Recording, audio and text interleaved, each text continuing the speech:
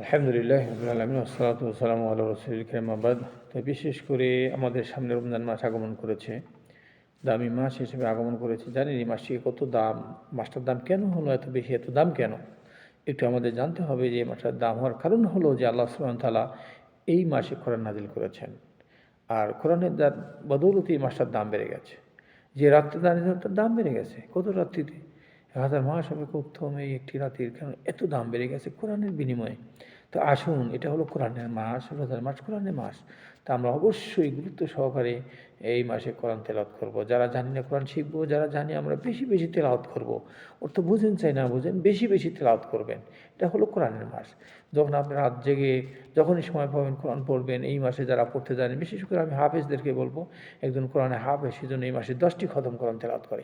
সাধারণ যারা কোরআন পড়তে পারেন তারা যেন এই মাসে 3 খতম অবশ্যই করবেন। একটু বেশি, বেশি পড়বেন। কারণ এটা কোরআনের মাস। যখন আপনি কোরআনকে গুরুত্ব দিবেন, কোরআন বেশি, বেশি তেলাওয়াত করবেন, কোরআন পড়বেন, শিখবেন। আল্লাহ এই কোরআন কঠিন মুসিবতের দিনে আল্লাহর সামনে দাঁড়িয়ে আপনাদের সুপারিশ করবে। আসিয়াম আল কোরআন ইয়াশফাআনি লিল আবদি ইয়াউমাল কিয়ামা। কিয়ামত আল্লাহর সামনে দাঁড়িয়ে কোরআন আপনার জন্য সুপারিশ করবে। যে জিনিসটা বিপদ মুহূর্তে আপনার জন্য সুপারিশ করবে সেটা কোরআন। অথচ আমরা কোরআন থেকে দূরে থাকি। না আফসোস, কোরআন থেকে দূরে থাকা যাবে না। কোরআন শিখবেন, পড়বেন। কোরআনের এত মর্যাদা। কোনো এক ব্যক্তি মসজিদে আসলো, একটি আয়াত তেলাওয়াত করলো, সে একটি উট সদকা করার সওয়াব পেয়ে গেল। এমনিভাবে 20টি আয়াত পড়লো, 20টি উট সদকা করার সওয়াব পেয়ে গেল।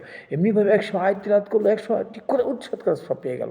দেখছেন কী মর্যাদা? আপনি এভাবে পড়বেন, একটি পারা পড়লেন, কতগুলো আয়াত পড়লেন, তাহলে আপনি এতগুলো উট সদকা করার সওয়াব পেয়ে গেলেন।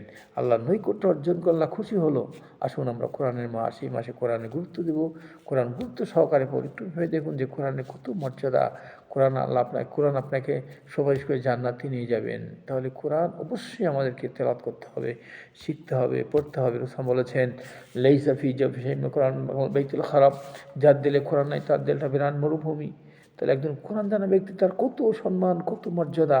শুধু তাই না, একজন হাফেজে কোরআন যারা কোরআন পড়ে চালানা বেঁচে চলে, এই হাফেজে কোরআন তার মর্যাদা হলো দুনিয়ার সব থেকে সে দামি সম্পদ অর্জন করেছে। কথাটা আমার নয়, কারণ কিয়ামতের দিন আল্লাহ সুবহানাহু ওয়া তাআলা প্রত্যেকটা আয়াতের ভিতরে তার মর্যাদা বাড়িয়ে দিবেন। তার হাফেজে কোরআন ৬,৬৩২টি আয়াত তার মর্যাদা সবার ঊর্ধ্বে থাকবে। একটু ভেবে দেখুন, আজকে বর্তমান যারা হাফেজে কোরআন তাদেরকে তুচ্ছ ভাববেন না, তাদেরকে দুর্বল মনে করবেন না। তারা কিন্তু সব থেকে দুনিয়ার বড় সম্পদ অর্জন করে ফেলেছে। তবে শর্ত হলো অবশ্যই তাকে যেন আমল করতে হবে, তাওহীদবাদী হতে হবে, আমল করতে হবে, কোন অনুযায়ী চলতে হবে। ইনশাআল্লাহ দোয়া করি আল্লাহ আমাদের সবাইকে কোরআন বোঝার তৌফিক দান করুক।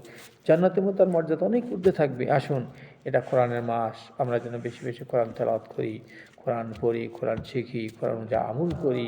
আল্লাহ আমাদের সবাইকে তৌফিক দান করেন। বারাকাল্লাহু ফিকুম।